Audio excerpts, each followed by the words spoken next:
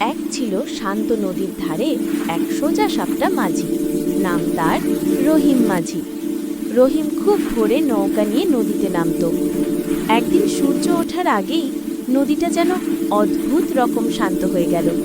পানি চিকচিক করে জ্বলছে, যেন ভেতরে কেউ আলো জেলে রেখেছে।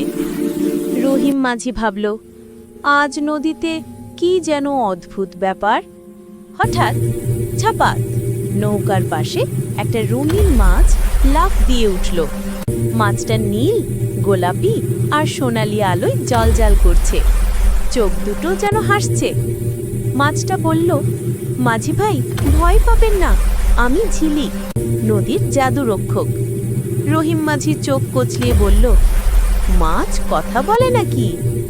ঝিলিক হেসে বলল, আজ বলতে হবে, কারণ নদীকে বাঁচাতে আপনার সাহায্য দরকার।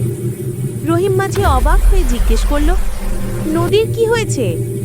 মাছটা দুঃখ করে বলল, নদীর গভীরে একটা কালো কাদা দানব এসেছে, সে পানি নোংরা করে দিচ্ছে। আপনি যদি আপনার সাহস দিয়ে আমাকে সাহায্য করেন, তবে নদীটা আবার আগের মতো পরিষ্কার হয়ে যাবে। রহিম মাঝি বলল, তোমাকে সাহায্য করব, কি করতে হবে? মাছটা বলল, নৌকার লণ্ঠনটা নদীতে নামিয়ে দিন, আলোটা কাদা দানবকে দুর্বল করে দেবে। রহিম মাঝি লণ্ঠনটা পানিতে নামালো। নদীটা হঠাৎ স্বর্গের মতো আলোতে ভরে উঠল। অন্ধকার কাদা দানব গর্জন করে উঠে বলল, আলো আমার শত্রু, আমি আর থাকতে পারবো না। সেই আলোতে দানবটা ধীরে ধীরে মিলিয়ে গেল। পানি পরিষ্কার, স্বচ্ছ, নীলচে হয়ে উঠল। ঝিলিক খুশি হয়ে বলল, মাঝি ভাই, আপনি নদীকে বাঁচালেন, এখন থেকে নদী আপনাকে সব সময় রক্ষা করবে। তারপর ঝিলিক আবার পানির নিচে চলে গেল।